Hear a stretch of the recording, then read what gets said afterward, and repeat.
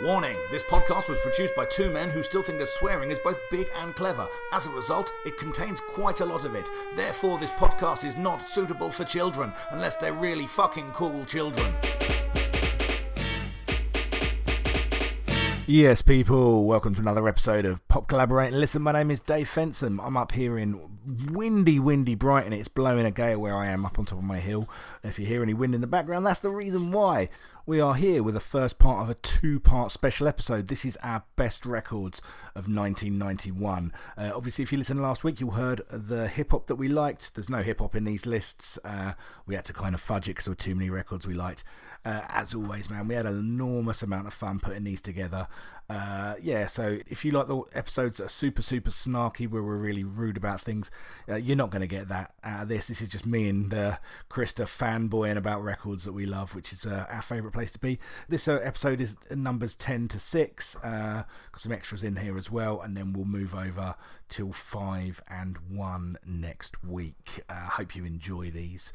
I've been busy, man. I was ill all last week, so I've just been playing loads of catch up, doing loads of admin. I'm setting up all kinds of gigs as part of this new business that I'm doing. Our Wood and Dean show, which is the next one, which takes place on the 7th of February. Angela Barnes, Rob Mulholland, who you heard as a guest last week, William Stone as well. Absolutely fantastic lineup. If you're anywhere near the Wood and Dean area, Rottingdean, you know anyone that is, let them know. Tickets are on sale now. We got tickets. You can always message me if you need any more details. Got On the Edge comedy happening this Friday with the wonderful Alex Keeley.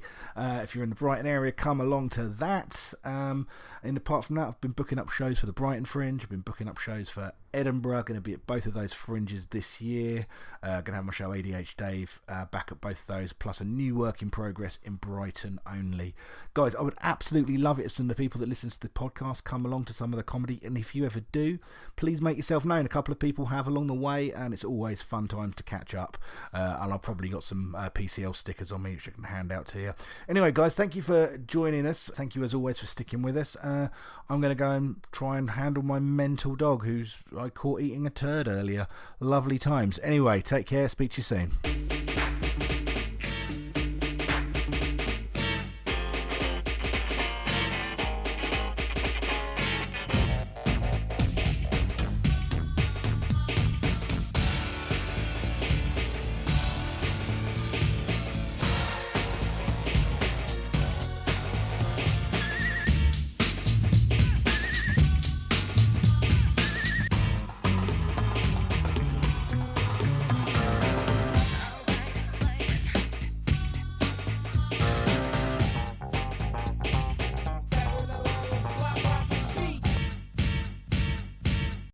Yes, people, welcome to another special episode of Pop Collaborate and Listen. My name is Dave Fensom. I'm Krista Greer. We're not joined by Waffles the dog today because he's downstairs fucking around with the puppy. Well, hopefully not literally. Well, I mean, he's not going to... he's got no balls, He's got no balls. And he's not a paedophile, mate. You don't know that. I've got a fair idea. And then again, as we found out last week, I had no radar for Michael Jackson when I was a kid. So. Oh, true enough. Yeah. Anyway, not that he is legally. We've had no complaints from his legal department as yet. Yeah, we're 3 days into that podcast being released. Radio silence from the Jackson community. Absolutely. We've had a couple of questions as to what it was beeped, and the answer is we will never tell for legal reasons. Anyway, so this is our 1991 end of year special, our wrap up. This is where we talk about our favourite albums of the year, not necessarily the ones that were obviously for the rest of the podcast. We only ever talk about number one albums, apart from when we do specials because we want to cheat. Well, yeah. But this is the time when we kind of talk about what some of our favourite albums of the year are. Funnily enough, I think there's going to be a little bit of crossover this year. But yeah, let's face it, there's definitely going to be quite a few of the ones that we've done specials on. Absolutely. Might possibly be some of our favourite albums.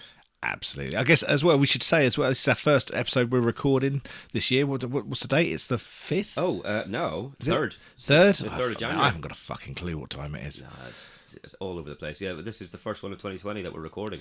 Yes, so, this is, so Happy New Year to all of you. And, did you have a good Christmas? I was working in my pub pretty much every day. Is that a yes or a no then? It was all right. It was all right. Yeah. Fair enough, man. Did you have any real dickheads, customers? Oh, sure. Yeah. Of course. But did you have to throw anyone out? Don't think I did. No, I did have one girl on New Year's Eve who fell asleep on a table. She was with some friends. She fell asleep on a table. We're like, oh, fuck it, I'll leave it. She's not there. And then she, you looked round and she was gone, but there was a lot of vomit left. Oh. Yeah, so that was fun at, 2:00 on New Year's. I mean, you've only got yourself to blame, really. You shouldn't have left her there. No, I should have maybe said, you want to take her outside. But fight her? Yeah. So, no, that was the only real incident, I suppose, of Christmas and New Year. But I'm very glad it's over, put it that way. Yes. What about yourself? I had a pretty chill one, man. It's kept things pretty light. Nice. At home for most of it. Had a friend's Christmas day, family Boxing Day. Nice. Yeah, it was all right, man. Spent a lot of my time cleaning up puppy shit. Oh, well, both of us have some sort of cleaning up mess story then. Exactly, Good. but, from young bitches. Hey! Don't fucking at me, it was a joke, you cunts. Right, so yeah, look, we put this out there on our social medias as well, Facebook and Twitter. Obviously, all the details are at the end of the show. We asked people to submit their top 10 lists. We had a really big response this time around. Very nice. A lot of kind of regular listeners getting back in contact. Yeah, we love you guys. Thank you ever so much. We did a big thank you list on Facebook the other day. If your name wasn't included in that, then write to me and we'll include it in a later list. Okay. Addendums. I mean, just right. That's how much our thanks is worth. You just ask and you get it.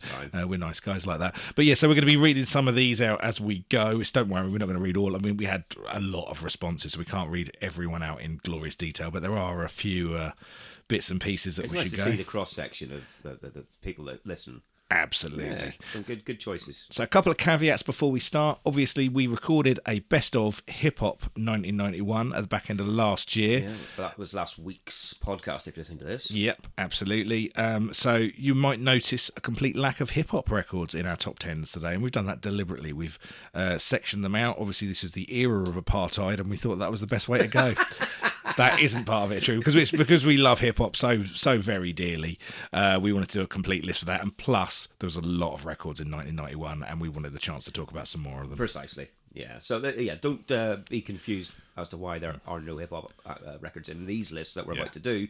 That's why they are in one of their own. All right. So let me ask you this question right now: if you had to, if you'd have had to include the hip hop records in here, how many records would that have displaced? Out of the ones that are currently in this. Yes. List, I'd say probably at least I go for 3. I reckon. Yeah. I reckon 3 of the ones in my hip hop best of would be in this top 10. I think I'm a 3 as well. Yeah. I think Tribe. Tribe for me, Public Enemy for me. Yeah.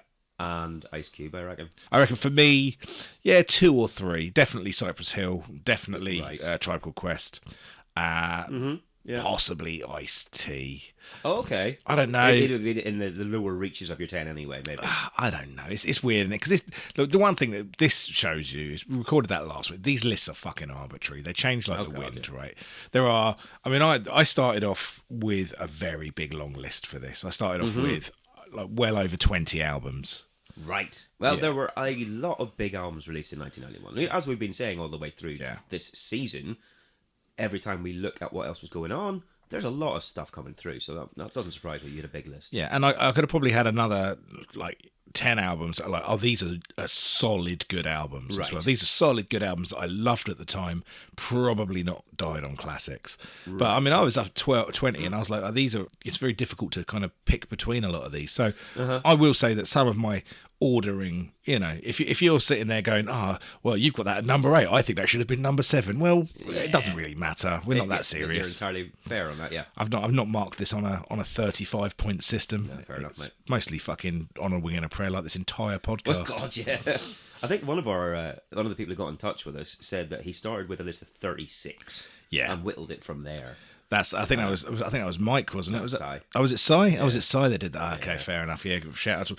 So, let's have a should we have a look at a couple of these lists early? Just have a look at some of the ones that are vastly different to ours. Okay, yeah, go for it. Who have we got? I'm going to start with my pal Mike Collins. I'm not going to read out his whole list, but but he's got a couple of inclusions in here that you're not seeing anybody else's. He's got Mordred and Mindfunk in here. Mordred. What? Wow. Look, if you don't know Mordred were a funk metal band, pretty good funk metal band from back in the day as well. Mindfunk, definitely in that groove as well. Okay. Mike is a man that likes his funky shit, man, with his metal. Now, I'm not going to read the rest of his list because pretty much we've got most of it in our lists as well. I mean, shout out to Gary Franklin here. Yeah, Gary, thank you for getting in contact, mate. Gary, we've reviewed. I mean, I think we worked out we've reviewed 6 out of your top 10 albums across the year. You've got Seal in yours, Genesis, and both Guns N' Roses albums. I know. I mean, fair play to you, man. I'm glad you're enjoying those. Well, I suspect maybe he didn't even like them before we did the podcast, and he was so impressed with how we talked about them. Yeah. That he then went, actually, yeah, no, this is now one of my favourites of the year. Yeah, I mean, I think it's all of our doing. I would not say that we gave any of those albums a particularly easy ride. Not Seal, we didn't. But Gary, thank you so much for getting in contact with us, man. I really appreciate it. Some other bits and pieces here. Darren Austin, DMA 237. Again, the one that really stuck out for me on this list was Leatherface. Got mushed by Leatherface on that list. I know. I mean, I was not a fan of Leatherface at the time. Nowadays, I'm like, yeah, fine. I remember seeing them on every single fucking Reading lineup for years, in one of the smaller tents. They were always, halfway down the big stage or top of the smaller tent. I didn't get into Leatherface for years, but fucking hell, I really, really like Leatherface. But yeah, fair play, you got that in the 10. Fair dues, yeah. We'll get and then what else have we got here? Oh, number one rerun. We love you. At Carla from at number one rerun podcast. She sent us our list and she sent us her list. And there's some good stuff. There's some good stuff on that list. Sure, yeah. There's a lot of crossover with what we're going to talk about as well. Let's have a little rundown on what she's got there. Right, so she's got "Slave to the Grind" by Skid Row on there, which I would also. I had my honourable mentions. That's a really good metal record. Yeah. "Hey Stupid" by Alice Cooper, which I don't really remember the album, but it's got Poison on it. Massive singles. I mean, you can't argue with anything that's got Poison by Alice Cooper on it. "Dangerous" by Michael Jackson. Now, I would not include that record, but up to you. But at the end, she's written "Yeah, do one" because her final record on this list is Bryan Adams' "Waking Up the Neighbours." Yeah, and Carla, you should have a word with yourself, mate. You should have a word with yourself, mate. Best of 91. Best of 91. That's not even the best record recorded in that studio that day. By Mutt Lange. Yeah. That's. If there was a 1991 top 10 of albums recorded by Canadians called Brian, right? That would be hovering around somewhere 23. Right. Yeah. Well, hey, each their own, like we say, but come on. Absolutely. Right. All right. Well, look, that's cool. We've got more lists, and we'll come to some of the others as we go. But I'm sure we're going to chat for ages on this one. So our format is going to be a 2-part podcast, 10 to 6 on this one. And then we'll be back with another episode next week, I guess. Part 2, next week. And we'll do the countdown 5 to 1. Okay. Well, shall we get started with what we're going to be doing our own lists? Okay, number... So what is your number 10? My number 10? Yeah. And I feel almost like I'm betraying them by having this so far down in the list, right? And a good remaster might boost it up if you're listening, folks. But I'm going with the self-titled Mr. Bungle record. I see, okay. Now, we've talked about Bungle a few times in kind of passing on here. Because you are a massive fan... And I do not get it. You say you do not get it. You've never really given it any time. I'm not giving it a go. But then, our friend Neil, he said, "Oh, check this one out, Krister." Yeah. And what one did he recommend? I can't remember. Go. I mean, I recommend Girls Are Porn to you because I think you'll find it funny. Right. The one he recommended, I listened to it, and I'd say 20% of it was pretty good. Yeah. 80% of it was dog shit. See, look. And that was him going, Krister will probably like this one. This is an easy entrance. Yeah, but I don't think he's best placed to make that call. Maybe not. Love you, Neil, but I couldn't get into it. Mr. Bungle are a deep cut band. Yeah. There's an awful lot going on in the music. It's kind of weird, kind of pronky, scarry, jazzy, John Zorn produced and influenced kind of stuff. It's if you don't know who Mr. Bungle are, they're Mike Patton's band. He was in college before he was in Faith No More, basically, and obviously this album was released a year after his success with Faith No More, obviously funded by the money that he made from doing that, and probably I think it came out on the same label as I was going to say, was it on a major at this point? I think possibly. I think it came out on Slash. I'd have to have a look at it, but I would imagine that it was all part of his deal signing with Faith No More that he got to put this record out. That would make sense. Yeah. Exactly. This is my baby. I want to have the ability to give it its due.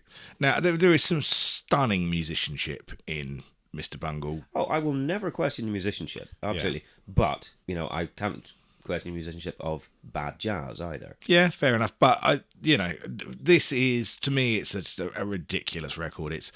It's kind of punky and irreverent, and it's got a real kind of fuck you attitude to it, whilst having these kind of weird time signatures, having these weird soundscapes that I've not heard anywhere. Just this fusing of stuff that shouldn't really go together, and sometimes it works and sometimes it doesn't quite work, and sometimes the fact of it not quite working is what's so good about it. Fair enough. It's just a real kind of fuck you of a record. It's got stupid songs on it. It's got Mike Patton's voice on it. It's still in that kind of very young embryonic stage of his voice on this record, where he's still singing a lot more in that kind of slightly nasal, higher register. Yeah. So Waffles the dog has just come in, wagging his tail, looking pleased with himself. Waffles, you heard he's talking about Mr. Bungle, and you went, I got some fucking opinions you need to hear. He has, mate. He's just left one of them on the hallway. Yeah. But look, man, there's so many great songs on here. There's the first track, which is quote unquote, which was renamed from Travolta, I think. Oh, right, yeah. Due to some kind of legal action. Fair enough. There's Girls Are Porn on here. There is My Ass Is on Fire. My Ass Is on Fire. It's not funny. My Ass Is on Fire. That's a fucking brilliant song. Love is a Fist. Love is a Fist is a brilliant song. Egg. An egg comes out of a chicken. A chick comes out of an egg. Yeah. Well. Squeeze Me Macaroni. What a tune. Slop Your Face in My Baloney. These are some good titles. Yeah. I'll happily agree with that. Yeah. This is a brilliant record. It's not for everyone. Mm-hmm. If you're a big Mike Patton fan, then it's unlikely that you won't like this. I think. Right. If you're it depends. This is the weirder edge of Mike Patton. It depends which album you listen to. It's not quite as extreme as something like Fantomas. Sure. But it's certainly more out there than Tomahawk or Faith No More. Right, gotcha. Gotcha. But yeah, what a brilliant record. I love this, and there's still just passages of this and like little vocal lines and things, and just bits of phrasing that's just still just popping at my head all the time. Really? And I sing badly to myself or my dogs. I'm sure. Oh, yeah, Waffles is not. That's why he's sitting over by me.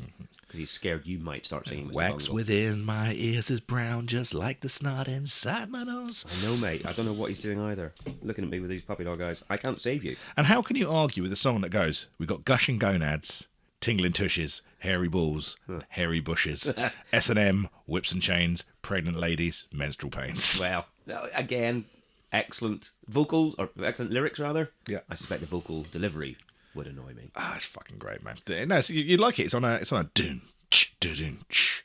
All right. Dun, ch, dun. We got gushing gonads, tingling tushes, hairy balls, and hairy bushes. I'm so sorry. All right, fuck you. Fuck you, people. Two questions. Did you know this at the time? I can't remember what you said before. I got this when I went to sixth form college, 1992. 92, okay, so close. Yeah, so someone had this on tape. I'd never heard of it. Someone copied it for me. Gotcha. Again, never thought I'd ever get to see Faith No More. Mr. Bungle live. Mm-hmm. Did see them live in the Old Astoria on their third album. Good. California. Did you love mate, I tell you what it was. It was a gig that was so good that the next day I drove to Nottingham to see them again. Wow. Yeah. Right. That's how good it was. It's like, I might never get a chance to see this again, so I'm going to do it. And to this day, it was the right decision because I haven't. Right, and you may not get the chance to. Yeah. Okay. Although they are reforming in America next year. I saw this, yes. Yeah, again, there was a bit of a little flurry on Twitter amongst the fans, getting very excited, wasn't there? Yeah. So question number 2, though. Yeah.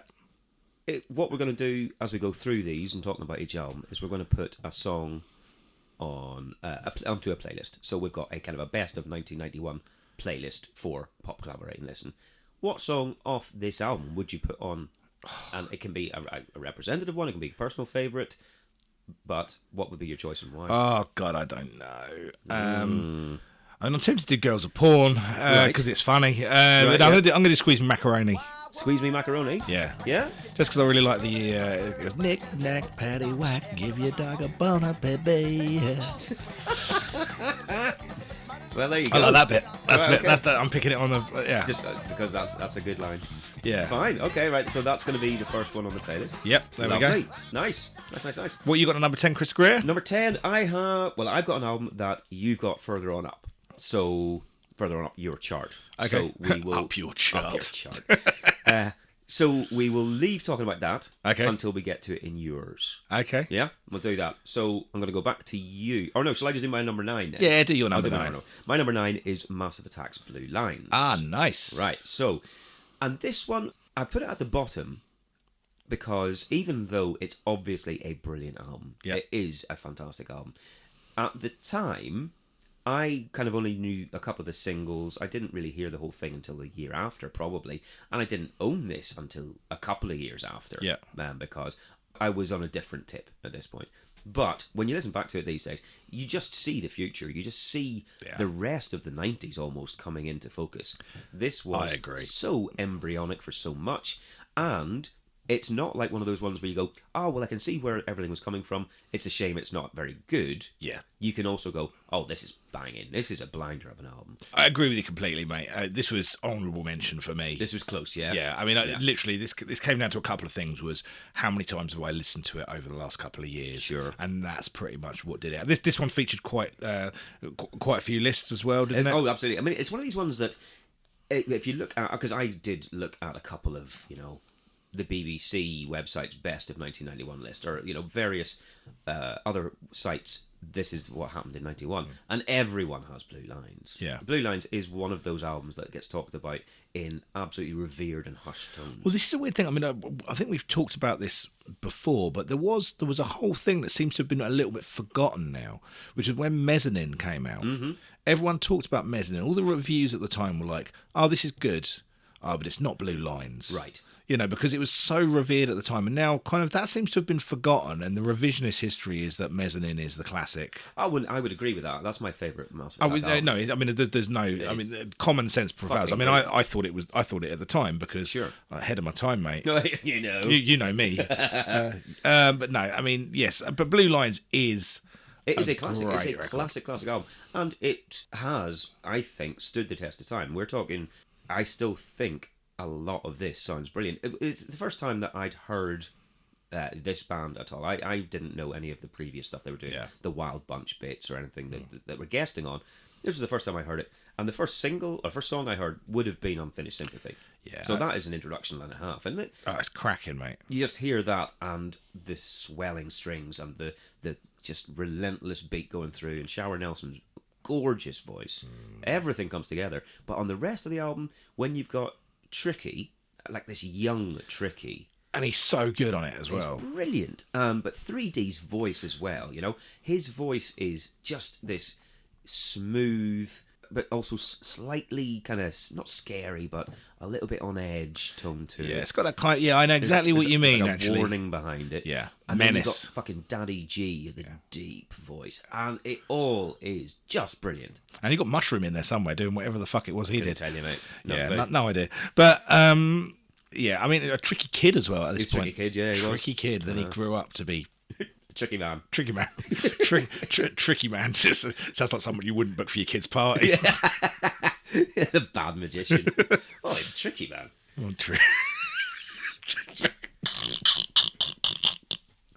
Oh, like that. That's not as funny as I think it is. I know it isn't, but fuck it. Yeah, wicked man. That's a big shout, man. It is, and the only kind of thing for me another reason that I have it kind of lower down in my list is that I am, and this is probably sacrilege for Massive Attack fans, I'm not a big fan of Horace Andy. I prefer the songs that he isn't on. And while I accept that some of the ones he is on work really well, you wouldn't have Hymn of the Big Wheel without him on it, and it would be a totally different song. It wouldn't be as good. But I do get a little bit annoyed if I hear too much Horace Andy. Well, fair enough, mate. Fair enough. Yeah, he's not my cup of tea. Everything else on here, fucking brilliant. I do like the way that when you say it, though, it sounds a little bit like Horse Andy. Horse Andy. Horse. He's an extra in BoJack Horseman.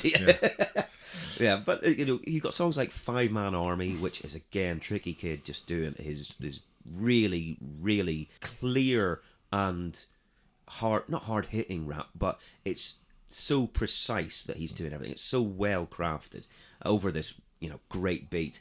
You got Daydreaming, was a bit slower, but Safe from Harm again, just this nice, some more beautiful side of things. But you got so many different bits that work so well as a whole. Yeah, and like you say, this is the foundation.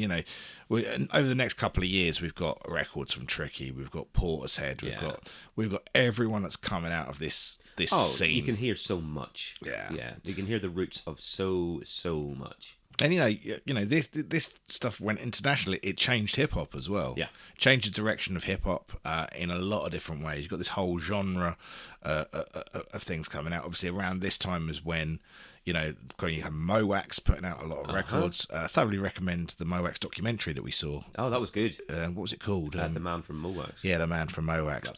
James Lavelle, really documentary, I suppose, rather than Mowax. But yeah, it's true. I mean, it is about James Lavelle, and bless him. I mean, he had fucking artistic control, and that is a man that's put out a film that does not portray him in a particularly fond light. No, he comes off pretty badly at times. Yeah, he certainly does. Anyway, so you've got that. What track would you pick off of? Mate, the obvious one is Unfinished Sympathy, because it's incredible, and it's one of the ones that you can still hear to this day and you get goosebumps. Yeah, it's very difficult not to pick that track. Precisely. If I wasn't allowed to, maybe Safe from Harm. But because I'm allowed to, I got to do Unfinished Sympathy. You're allowed to because you make the rules, buddy. I do. I make the fucking rules. You're the boss. So yeah, it's going to be Unfinished Sympathy because that is, to me, the best song on the album. It's the one that is the most representative of how inventive and influential they were. Yeah. It just works brilliantly. Yeah, so this record featured on Martin Young's list. Let's have a look at the rest. Martin Young, good. Thank you for getting in contact as well, mate. Let's have a look at the rest of Martin and Young's list. He's got LFO Frequencies on here. He's got the Orb. Right, okay, so he's got, there was this interesting kind of dance stuff coming through as well in 91. Yeah, he's got Low End Theory, which 100% would have been on my list. For sure. If we had another thing. Beat Happening by Dreamy, no idea what that is. I remember Beat Happening being a thing, but I was never into them. Oh, no, sorry, it's Dreamy by Beat Happening. Yeah, Beat Happening. Okay, sorry, I've been an idiot. Spiderland by Slent. Now, this was a record that I've wanted on my list. Is that right? Yeah. Yeah. Close. And I was very close to doing it, and I realised if I'd have done it, now, I'm saying nothing about Martin here at all, but if I'd have done it, it would have been for slightly pretentious indie reasons, right? And I love that record. I think it's fucking fantastic. But I think I like the stuff that it influenced more than I like it. Right. Although I do love it. Okay. No, that's a fair, and it's a good concession of you to go. Yeah, I would be just maybe being that kind of guy if you said it was the big one. There's a record on here that I'm going to do, so I won't mention that. They've got Blue Lines on there. Mercury Rev, Your Self-Esteem. Yeah, I remember whenever we briefly mentioned that on the way through the podcast. Yeah, I was aware of it because it was a big deal in the NME and stuff at the time, but I just wasn't into it. Yeah, fair enough. Teenage Fan Club, Bandwagon-esque. Yeah, good album. A little bit. Good album. And then a feature on quite a few of our albums, and number one for a few people, My Bloody Valentine, Loveless. I know. And I mean, obviously, you can tell because we're mentioning it. It's not on either of our lists. Nah. Mainly because for me, it was too far out for me at the time, and I haven't gone back to it enough. Exactly. It's a record that I appreciate, but it's a record that didn't get me at the right time for me to understand its importance, and I'd listened to a lot of the things that it influenced afterwards. Oh, right. And for me, it's one of those records that had I had this record at the time or a couple of years hence, it would probably be a much bigger one. And it's a similar thing with Slint for me almost, although I've listened to that Slint record more than I've listened to that My Bloody Valentine record. Okay. So again, we can't fault it for being influential because it's one of the ones that people go, this was a turning point for a lot of bands. This was a turning point for a lot of production values. It was huge for the people who knew it, for the people who were into it, and the people who knew what they were talking about. Probably people a few years older than us to an extent as well. People cooler though, more black clothing than we did. Well, yeah, that's very true. I was still wearing, plaid and as baggy trousers as I could get. I mean, in 1991, I think I was still wearing. I don't know. I was wearing tracksuits, I think, a bit. Right. Actually, I was trying to wear more skatery clothes in 91. Yeah. But, my range of options were limited. It was, there was only so much you could get from C&A. You know what I mean? Yeah. I was very much trying to build up my collection of band T-shirts because T-shirts that had been for what reason? Censored. Yes. This one just This is N-word. You're wearing that one today. Yeah. But yeah, that I was fucking hell. You know, none of this was a good look when you go, oh, great, there's a photo of me when I was 15. Mate. But I mean, you've seen photos of me when I was at sixth form college. It's not what you want, is it? No, it's anyway. Right. All right. Well, good. So that was my number 9 anyway. Okay, so my number 9. Yes. Is Acting Baby by U2. Okay. So if you listened to our Michael Jackson episode, yeah, you will have heard us talk a bit about this because Acting Baby was kept off the top spot by Michael Jackson's Dangerous. Yeah.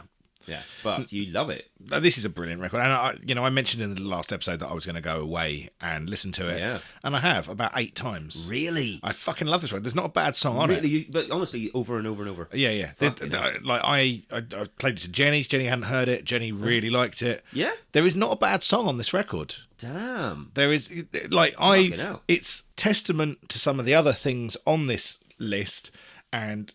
I'm looking at this list and I'm like, this could be a top 5 record. Yeah, for me, it really could. It's such a well-crafted kind of odd pop record. You know, it's kind of them doing their pretentiousness, as I always said. But you know, Edge, man, it's got some fucking great guitar sounds here. This is an album absolutely full of riffs, full of different moods. Mm-hmm. You know. It's very popular to beat up on Bono, and I do it a lot. Oh, because it's deserved a lot of the time. Yeah, because he's a band, but he's got a fucking great voice. Oh, definitely. And he's got, he can write a melody. He can write a decent set of lyrics as well. This is an album that many of these songs moved me in a way that a lot of stuff doesn't now. And, part of this is putting me back in a place where, I'm kind of leaving school and I'm probably quite emotionally volatile, because I was a hella angsty fucking teenager. Sure. But there's just stuff in this that resonates with me. But more than anything, it's just stuff that I'm just like, what a fucking tune this is, That's kind of my memory of the album is... There are just some absolute belters on there. When was the last time you listened to it? Oh, it's years. Absolutely. At least a decade. Do yourself a favour. Dig this record out. I mean, I say that to anyone. If you dismissed this at the time, or you thought, or fuck U2, or you've gone off U2, go back and visit this record, man. Starts off with Zoo Station, even better than The Real Thing. Yeah. One. Incredible. Until the End of the World, man. That is such an amazing tune. Actually. You know what I mean? Uh-huh. Who's Gonna Ride Your Wild Horses? So Cruel. So Cruel is you're so cruel. It's a really good tune. The Fly, what a song. Banger. Mysterious Ways. Trying to Throw Your Arms Around the World. Ultraviolet, Light My Way. Acrobat, Love Is Blindness. These are all good songs. Yeah. There is not a bad song amongst those. That is solid. It's an absolutely fantastic record. I saw them live on the what was it, the extended version of this tour. Sure. Still one of the best live bands I ever saw, right? Yeah. I don't, and it's become very unpopular to admit that. And I think they have disappeared up their arse more as they've gone down. And I haven't paid full attention to the albums. I haven't listened to it, and I'm sure there's probably a load of stuff in them that I would like. Okay, go sure. back. If I hadn't got a bit too cool for them. Okay, yeah. Right? Start listening to Slint. Yeah, exactly. Yeah. Fucking right. But, this record is a perfect crossroads in this band as they moved away from that kind of super earnest, kind of slightly bluesy rock that they'd been doing, which I still think is fine. And before they kind of went into the territory of, the kind of the ultra kind of cheesy pop and kind of became a parody of the parody, and they went into kind of super arch ironic stuff as well. Yeah, and there's, this stuff was pretty arch and ironic. Oh yeah, but like you say, it's the crossroads. Exactly, the nexus, I think, is a word that I would like for that. Yeah, nexus, fucking the Lexus flexes from Long Beach to Texas. So I love this album, man. I really do, cool. And this podcast has given me many highs and lows, but I would say one of the favourite things about doing this podcast is it's reminded me how much I like this record. Wicked, and I've got to listen to it a load this year. And I am fan of this record. Hear me roar! I am unapologetic about it. And as far as I'm concerned, they never got this good again. No, this was as good as U2 got. And I say that from a position of not really having given the rest of it this kind of attention. But I'm pretty. I'm going to make a sweeping statement and say, I bet you were right. Yeah, I think you're probably right. I think I'm right. I think we're all right. Okay, well, what would be your song that you'd put on a playlist? What would be the one? That is a difficult question. Like you say, a lot of different moods, different styles. So it's not like, well, this is the best of all, like because they're all the same, but this is the best one. You go, well, this is the best for this reason. This is the best for that reason. Okay, I'm gonna go. Okay, I'm gonna say I think the best song on this album. Is One. Brilliant. I'm not gonna pick it. Because it's a song because I want to listen to this playlist and I find it difficult to listen to that song these days. Right? That's how that is. I think. I'm gonna go with Trying to Throw Your Arms Around the World. Blimey. Because Right. that's a fucking great song. Okay then.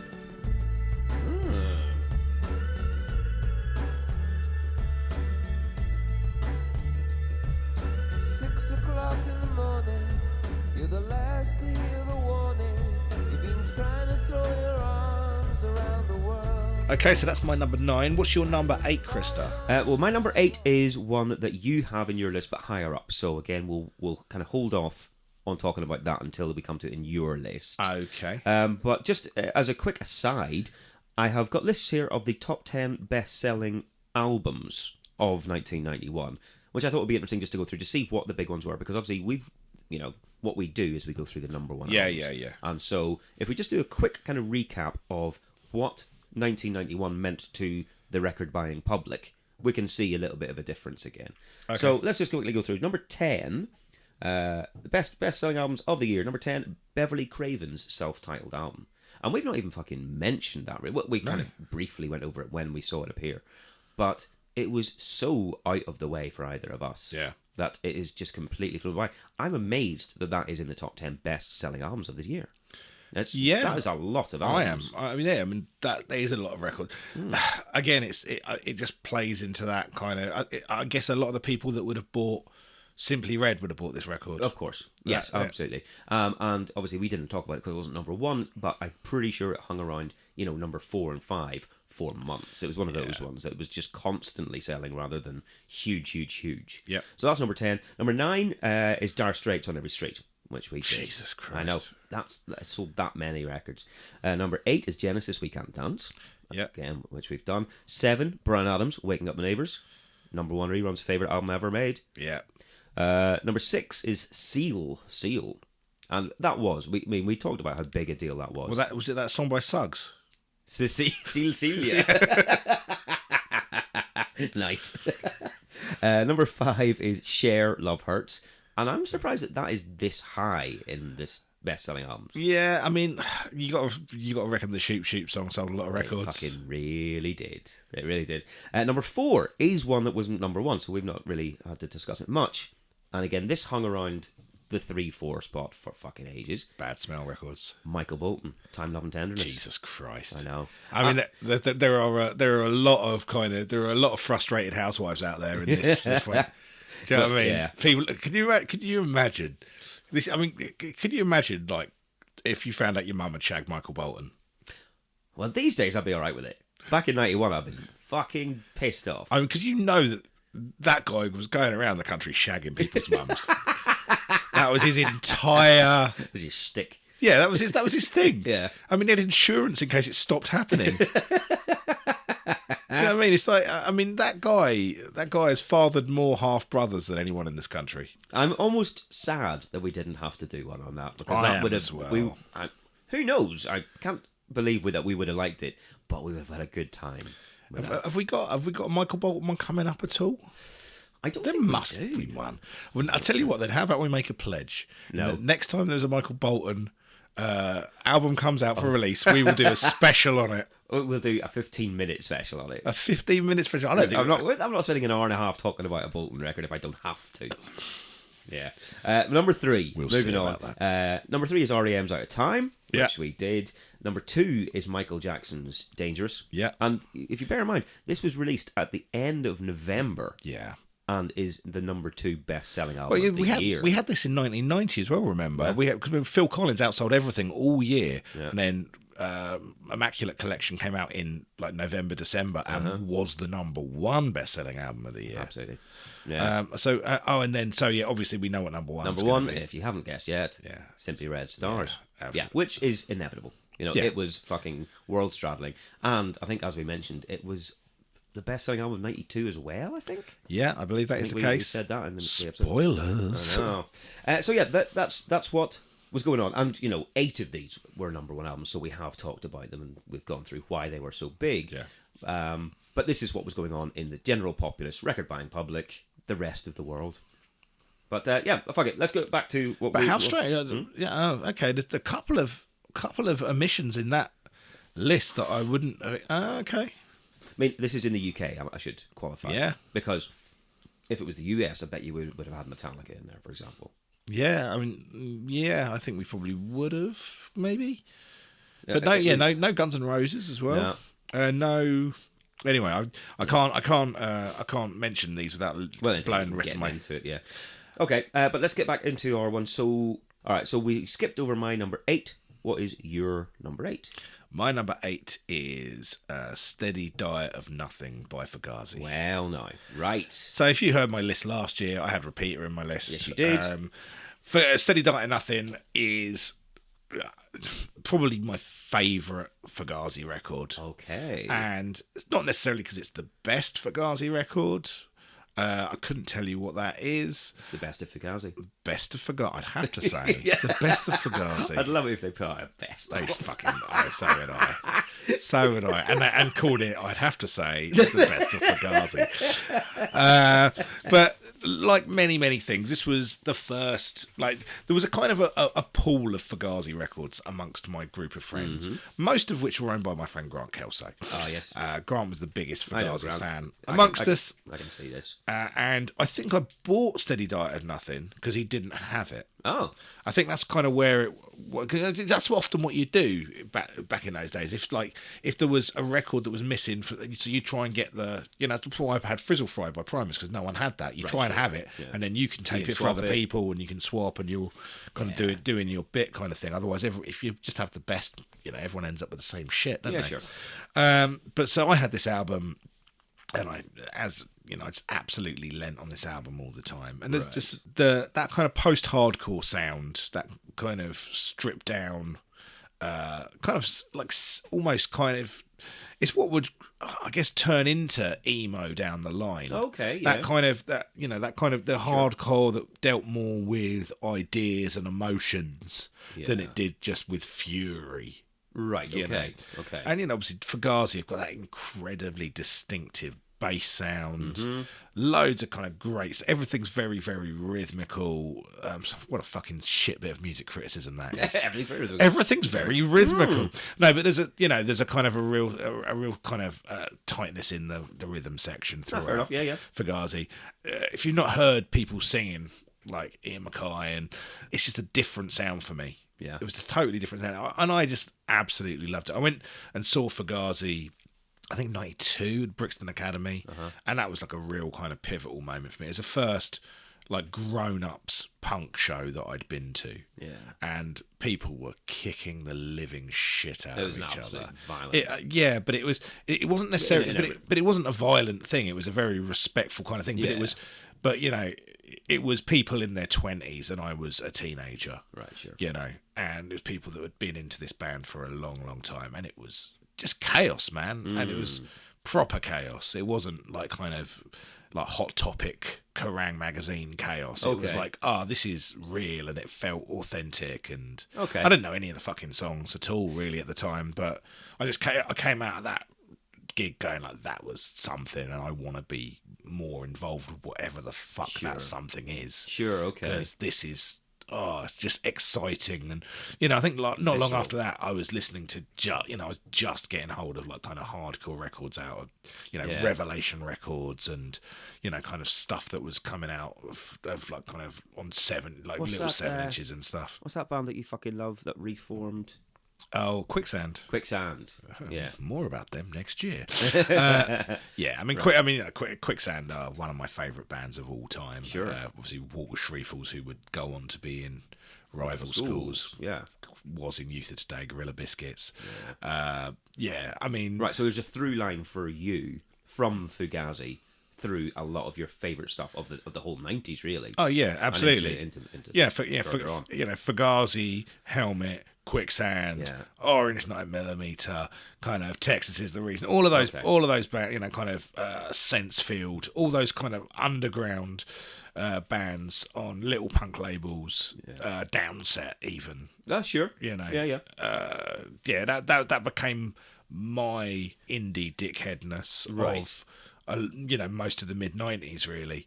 That was my little kind of tribe, and found into that through skateboarding and things like skateboarding was incredibly important and forming in terms of what I listen to, music that I find on skate videos and things like this.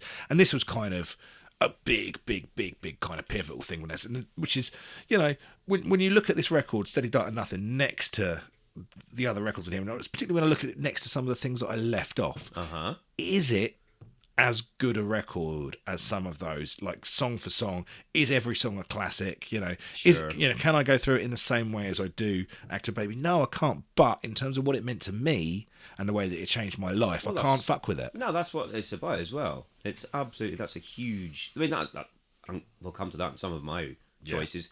I can't justify them being as good as some of the other ones. Yeah. But fuck me, they meant so much.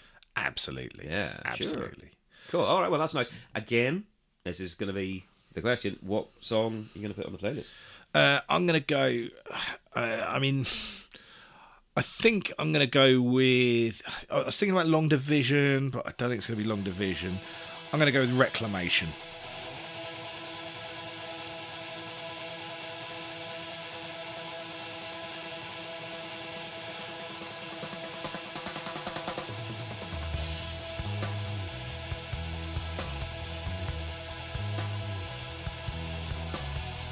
Reclamation is... I mentioned this in one of the other podcasts, actually, saying that this is a song... It's a song that's kind of... these are our demands. We want control of our bodies. All decisions will never be ours. You're talking about it. Yeah. It's a song that is absolutely fucking crying out for a feminist remake. Right. But what a fucking song it is, man.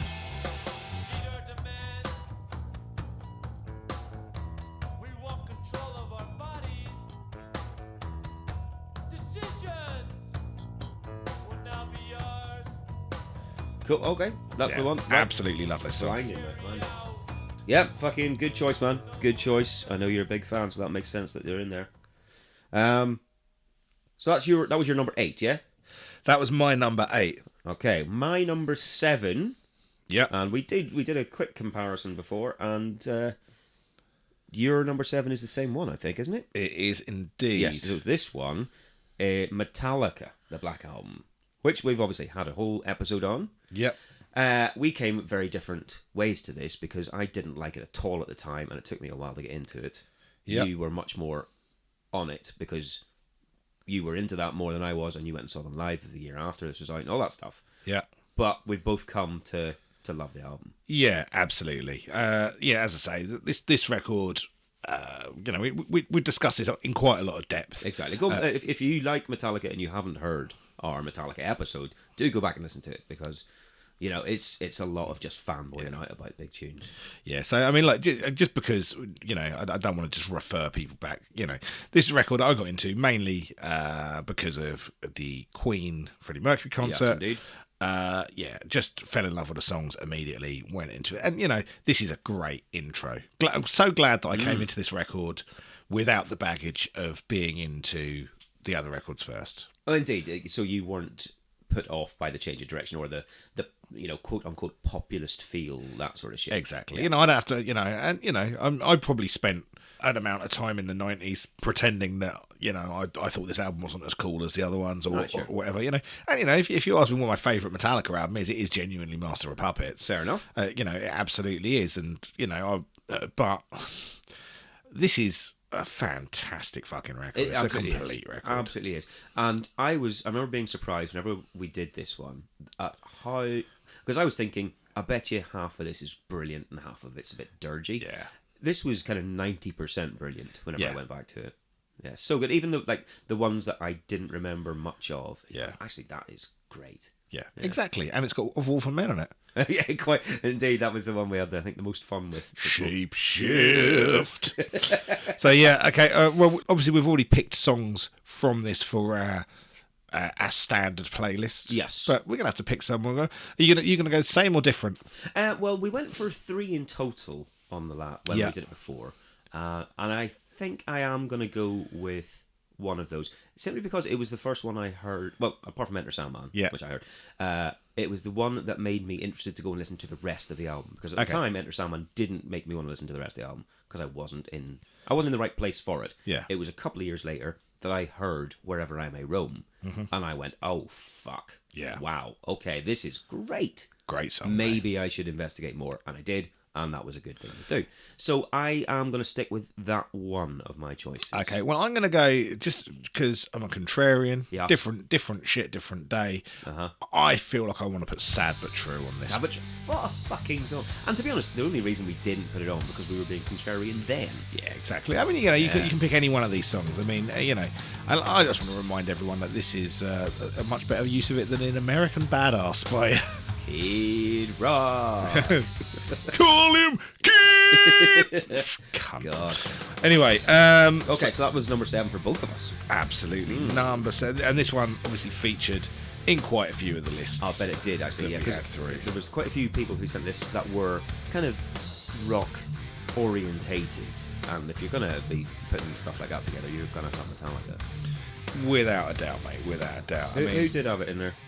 Who did have it? Let's have a quick look. I don't think Cy Sharp had it. Strangely. No, strangely. Who else we got here? Our pal John Myers had it in his list. Yes. Also, he had Julian Cope's Peggy Suicide, number 1. Actually, I don't think it was in any particular order, no, he yes, said. yeah. He also had Fugazi Steady Diet and Nothing because he's a gangster like that. And he's got Pixies Trompe Le Monde, which was on my kind of very close. Yeah. It was number 10 on mine for a while before I swapped it out. Fair enough, yeah. We've talked about this before. I've got a massive pixie-sized hole. I suppose if it was a pixie-sized hole, it would be quite a small hole, wouldn't it? Yeah, but this is not the one to go and investigate for, to try and fill that hole. This was their last album, and while it is very, very good. It is. I remember at the time going, well, it's not. It's not Surfer Rosa, it's not Doolittle, so I was being a dickhead. And because it's not either of those, and I don't think it's as good as either of those, it's still a very good album. Absolutely. And Matt Davis, regular listener Matt Davis. Hey, Matt, how you doing, mate? He's got a number 9 Metallica. He's got a couple of other choices I'm not seeing anywhere else. He's got Sea Monsters by the Wedding Present in his list. Right, yeah, I was just never into it. And that is because I didn't bother investigating. I knew a couple of songs, and I kind of liked them, but not enough to investigate any further. Sure. He's also got Acton Baby up at number 4 in his list. Bandwagon-esque and Loveless, number 2 and number 1. Fair play. So that's a good list as well. That's a good list. Some obviously the other stuff in there, but we might be talking about some more of it a little bit later as we go. Indeed. Dave Roddy. Dave Roddy's got it at number 1. Yeah. Fair dues, yeah. Dave Roddy. Again, quite a few bits across. He's got Use Your Illusion. He's got that in as one album. Dave Roddy, that's cheating, motherfucker. Sepultura's Arise. Yeah. Oh, that was bubbling under for me. Was that in the nearby? Oh, God, wasn't it? Right. Warrior Soul, Drugs, God of the New Republic. Now, Warrior Soul are an insanely underrated band. You reckon? I think so, yeah. Warrior Soul, man, that guy... he must have fucked someone off because that guy should have been a much bigger star than he was. I see. I can't remember what his name is now. Fuck, what's his name? No idea, mate. It'll come to me in a minute. Neil Young, Weld, he's got it on there. Yeah. Neil Young is one of those ones, there's fucking acts that you go, just don't get it. Yeah. He's one for me. You're either in or you're out, aren't you? Yeah, Bob Dylan as well for me. Yeah, Bob Dylan. Fucking what are they called? Marky Smith. The Fall. The Fall, yeah. Another one of those things. And the other thing Dave Roddy's got and nobody else has got is a Mama Said by Lenny Kravitz. Yeah. There's some good tunes on that. There are some good tunes. I once spoke to Lenny Kravitz at 3 a.m. in an LA apartment on the phone from France. Oh, very nice. My cousin in the States was working as part of his management team. Right. And he phoned her up at 3 in the morning. Yeah. And the phone was next to my head, and I'd picked it up. Oh, right. Like asleep. Yeah. And it was Lenny Kravitz. Oh, my God. And what he was trying to arrange, I don't know if I'm allowed to say this. Oh, fuck it, actually, he won't hear. But what he was trying to arrange is he was trying to get her to fly one of his girlfriends out to France and fly another one of them back to America. Okay. That's crazy, right? That is, well, that doesn't surprise me. Brilliant. Oh, yeah, but good list there, Dave Roddy. Thank you for that. Yeah, cheers for getting in contact, man. Cool. I think, Mike Collins doesn't have that on his list. Fucking hell. He went with Mind Funk instead. Oh, well, of the two. Yeah, exactly. Cool. Okay, so that was our number 7. All right, so I mean, look, let's. I think it's a good moment as well before we get into our number. Our last one of this episode. Yeah, let's talk about some of the other stuff that should have made it, didn't make it. What else did you have? Well, I mean, I mean, just a couple of things we already talked about: Slint, Slave to the Grind, Arise by Sepultura. There's a little kind of trifecta of records, like Carcass, Death, and Suffocation, all put out records this year. Obviously, big death metal records, kind of seminal death metal records, all bands with big careers. And, again, the metal elitist in me feels like I should include those, but the honest person is like, well, truth of the matter again, you weren't listening to those in 1991 either. No, I didn't get into death metal until, I mean, I got into Carcass maybe at sixth form college, and I got into death metal progressively over the years. I mean, I was really big into death metal kind of back end of the 90s. Probably early 2000s is probably really when I was listening to a lot of death metal. But it was definitely a fertile time for the genre in 91. Absolutely. Right, sure. Right, a record that's been on a few of the lists we've seen was on Mike Collins' list. It was on John McCormack's list. I think it was on John Myers' list. Spine of God by Monster Magnet. Yeah. Big album. Oh my God. We talked about it a little bit in one of the last episodes. Yes. A record that was probably out a little bit too early for itself, really. Well, I mean, yes, in some ways, but then it also has the kind of honor distinction. Honor, distinction, sorry. merit. Yeah. All of these different levels of badges you can earn. If you're in the Boy Scouts, as Michael Jackson was. It does have... Fuck's sake. It does have the honour of being pretty much the first big stoner rock album of any, great merit. Yeah, I mean... Yeah, you're right. I mean, I think there were stuff was happening elsewhere. Like you said, we had the Caius Wretch thing going on. Yeah, and Corrosion and Conformity. Might want to have a word with you there. Oh, actually, that's a good shout. It's probably a good time to include our friend Judge Dewey's list. Oh yeah. This is I want to include this one. Dewey is my pal Alex, and he has. I think this is the most metal list that we had sent to us. This is pretty metal. I'm not sure whether he's got it in order or not, but if he has, number 1, Sepultura, Arise. Corrosion of Conformity, Blind. That's a big shout for first stoner rock album as well. Fair enough. Infectious Grooves, The Plague That Makes Your Booty Move. Now that is a fucking brilliant record. Radio. Obviously, first you'd hear of Rob Trujillo, who would end up playing in Metallica. Of course. Meshuggah, Contradictions, Collapse. I had no idea Meshuggah had a record out in 1990. Is that right? I would imagine it is. I'm amazed. Okay, fair enough. I haven't sense-checked it, but I wouldn't. You're not going to die. No. Dewey knows his shit with his metal, man. More than I do. Dave Lee Roth, A Little Ain't Enough. Wow. I haven't heard that whole record. I suspect I won't like it. A little Dave Lee Roth is far too much, really, isn't it? Yeah, well, that is exactly right. Overkill, Horoscope, seminal thrash band. Oh, yeah. Overkill, absolutely. Ozzy Osbourne, No More Tears, which I half like that album. I don't love it. Okay. Best pun of the episode so far, though. White Lion's main attraction. Main spelled M-A-N-E. Oh, wow. That's fucking brilliant, isn't it? Wow. That's Main absolutely attraction. brilliant. White Lion. Fucking hell. And then number 10 on his list was my most painful exclusion Go on. of this entire list, which was Primus Sale and Caesar cheese. Because I kind of just assumed you would have that in there. I That must have agonised. been a tough one. I agonised over it, mate. It was it was on all of my lists apart from the final one. Wow. Right. Because I looked at it and I was like, well, what is there on here that I don't have? And it's like, there are albums on here that I would make myself sound much cooler by excluding, but no, that's not the point. no, it's not, man. It I don't think absolutely anyone isn't. that listens to this podcast has gone, those are two cool guys. That's not what we're doing here. Look, is it? man, I would imagine some of our listeners listen and think we are cool because it allows them to think of themselves as I cool see. as well, right? Okay, right. All right, so let's not blow this. We're enough. very, very cool guys, and so So are all we you do, people yeah. listening. I fucking love you. No, we're fucking nerds of my people, man. Always have been. I love a fucking nerd. All right, well, no, I was surprised you didn't have Primus. Well, I was surprised I didn't have Primus as But well. that's the way the cookie crumbles. Absolutely, and obviously loads and loads of hip hop that we didn't have Well, of in there. course. But anything else that we've talked about? The only other ones I had on the sort of the close, these were never going to be on the 10, but they would have been 12, 13, whatever like that. Blur, Leisure, their first album. I really like that album, and it made a big impression on me in 1991. I went and saw them live. I loved There's No Other Way. I loved She's So High. I even loved Bang when that came out. It's a good single, but album-wise, it's not an amazing album. It's not, because it's a band finding its feet and doing something that they didn't particularly believe in at the time. There are some good tunes on there, but it's not a brilliant album. But it made a big impression on me. Yeah. Fair enough. So, I'm just keeping a respectful silence here, quite. mate. Yeah. Because I fucking hate Blur.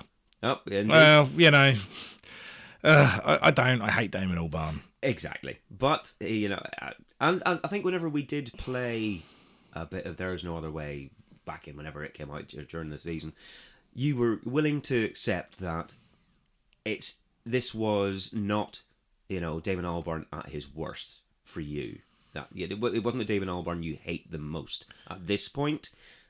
And so maybe there might be a couple of bits in here that you would enjoy if you had to, but there's no reason that you would go and listen to this at all. Yeah, I can say no more on it. I mean, we're going to have fun when we do the Blur albums, of which there are many we have to do. I think 3 in total, yeah. Oh, if we good. make it to fucking 99. Oh, we had a late entry. We had a late entry here, just come in as we've recorded right. on top 10s. Our buddy Cliff Parr. Oh, yes. Runs okay. a Caroline at Smogo on Twitter. Oh, wow, right. Now, can't do 10 because it's in the list. Can't do 9, it's in the list. Can't do 8, it's in the list.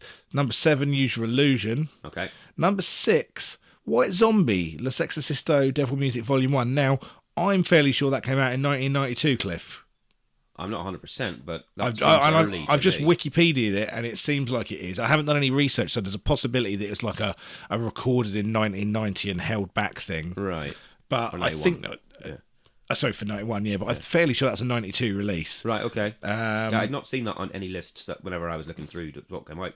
Fair enough, okay. Yeah. Number 4, Cypress Hill, absolutely. Yeah. Number 3, can't read it out, it's on the list. Number 2 is on your list, and number 1 is on our list as well. Okay. But yeah, so we've got fun. we've got some good stuff in there. That is not as contrarian as I would expected you to be. No, I was expecting a lot of stuff I'd never even heard of. Yeah, I was as well. I was like kind of Nasenblauten on stuff like that. Well, indeed, I think we've already mentioned Phil Guthrie, my mate Phil, and he's got stuff like, was it Skinny Puppy or something like that? Oh, has he got Skinny Puppy on there? No.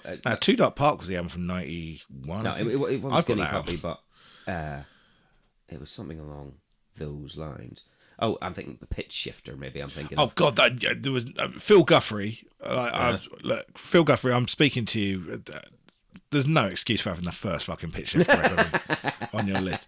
This I would have expected Cliff to have more stuff like, because Phil's also got stuff like 808 State and LFO, Orbital, those sorts of things, and I would have thought Cliff might have had the same. Jesus Jones Doubt showing up here. I know. Well, that is a strong album. That would have been in my top 20 for sure. You know, that's one of those ones. Yeah, without a doubt, yeah. I'd put that in my top 20 as well, I think, now.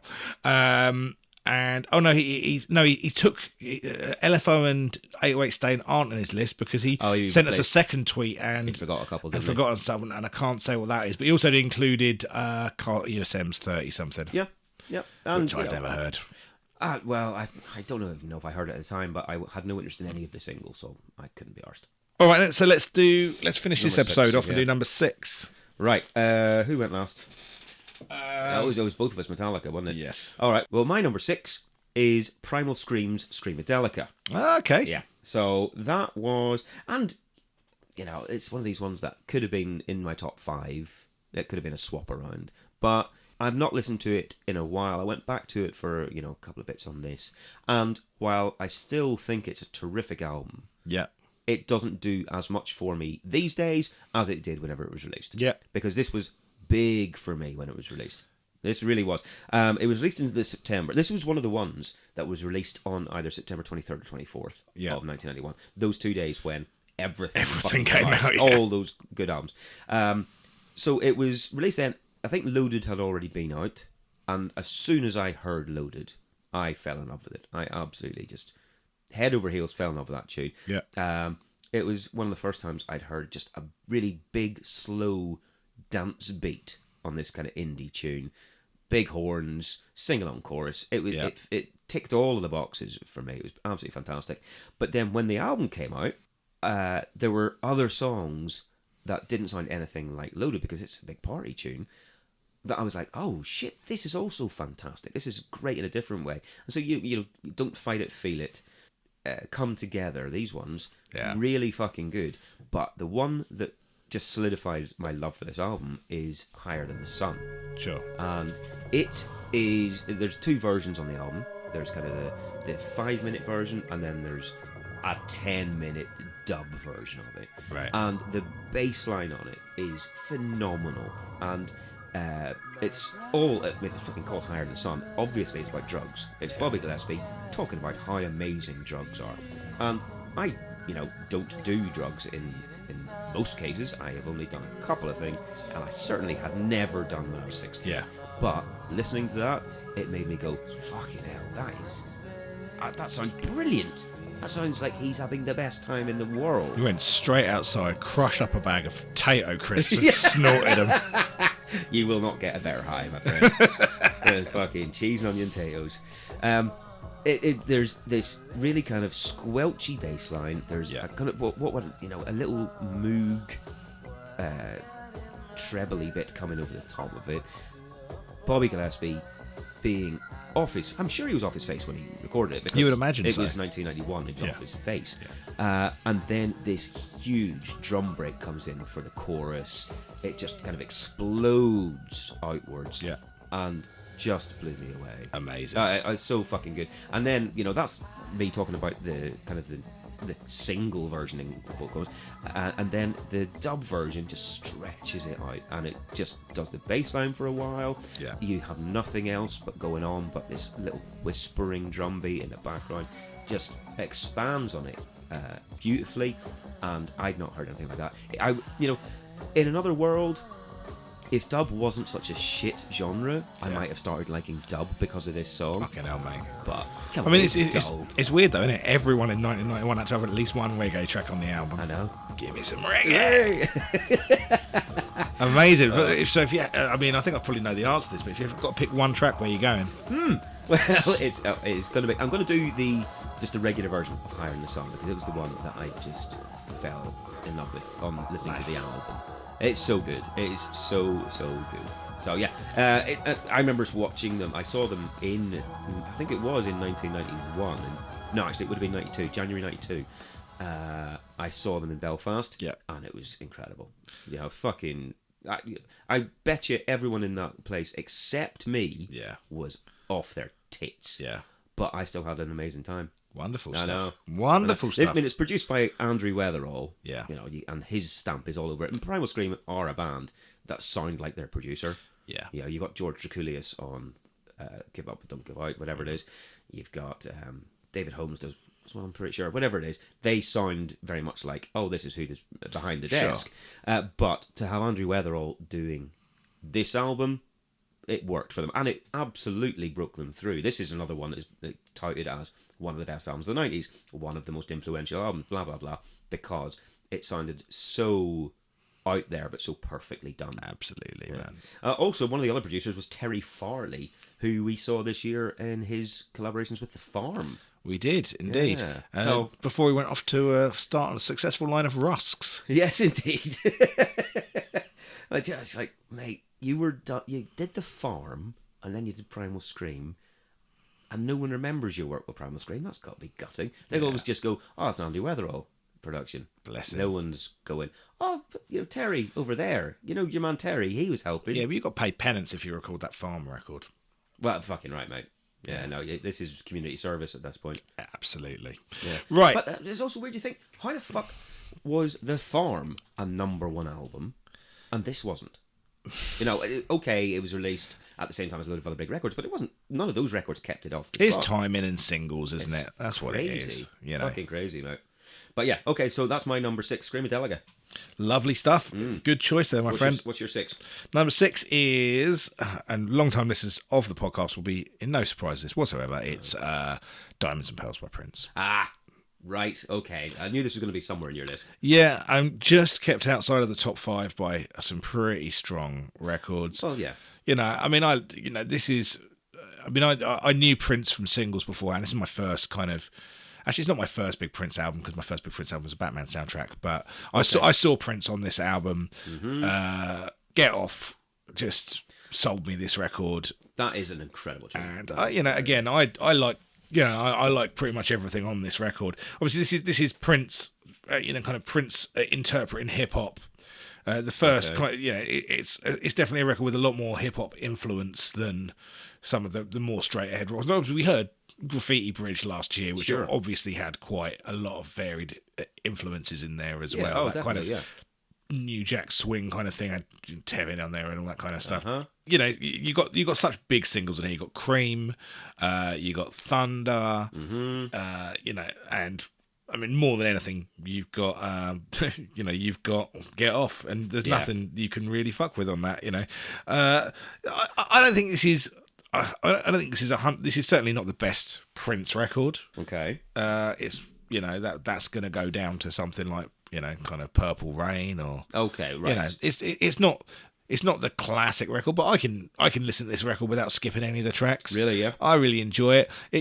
Some of the hip hop influence hasn't dated as well as you might hope, and some of the certainly the production is not as kind of big and crisp and bassy as you would maybe like it to be. Yeah. But I still think this is an incredibly solid record. Did you have this you bought this at the time? Yeah, I had this at the time. Okay. I had this as this came out. I had a copy of it that I got from a tape trader at a car boot sale. Nice. Yes, indeed. Wow, that sounds very legal. It wasn't. But yeah, so I mean, there's some stupid songs in here as well, like Stroll In and kind of Walk Don't Walk, the Jughead. Right. But it's. But there's enough on it. Money Don't Matter Tonight. I mean, I like this whole record. I can't. Pop Daddy, Daddy Pop. That's a great tune. It sounds like the worst kind of lollipop you'd ever have. I mean, you wouldn't want to fucking. No. You wouldn't want to get to the stick, would you? It's a gobstopper. Oh Christ!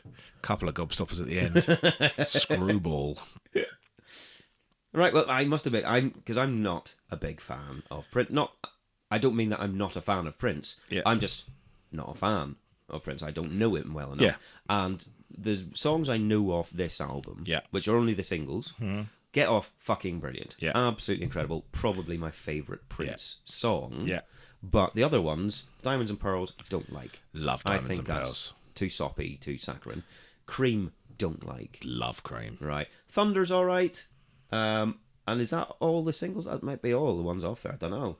Or was Money Don't Matter Tonight? Was that a single? I can't remember. I'm not sure. But I just didn't have any impetus to investigate this any further. See, this is the record that really made me investigate Prince. Right. This is the record that made me go, I fucking love Prince. One of the first artists I ever went to see. Yeah. And still so glad that I got that I saw him on that occasion. Because God, the only time I ever saw him, which is I'm so angry with myself for the amount of times I missed opportunities to go and see Prince. Yeah. Like nothing makes me angrier at myself with music No. than the fact that I missed the opportunities you didn't take. Yeah. Yeah, that's always the way. Always thought there'd be more time though. Of course. We were speaking to, again, our friend John Myers around Christmas time, and he was talking about when he didn't go and see Nirvana in like 92 in Bristol, because he was like, I've seen him before, I'll catch him another time. Yeah. Well, didn't. Absolutely. Or no, it was the Reading 92, that's what it was. He didn't go and see them at Reading 92, and he was there. Yeah, he went to see something else. Yeah, exactly. Yeah, I didn't watch. I never saw Bowie. Right. I left during the Page and Plant set before they played the Led Zeppelin songs at Reading because they were annoying me. They were. Well, yeah, it was an annoying set. But I guarantee the Zeppelin songs would have been great. Yeah. Anyway. Okay. So that's that brings us 10 to 6. I wanted to do a song. Oh, of course, right. Yeah, okay. Right, Diamonds and Pearls. What song? Get off. Oh, right. Of course. Yeah. Shit, I could have known that. Yep. Brilliant. Definitely, that is in. Club mix.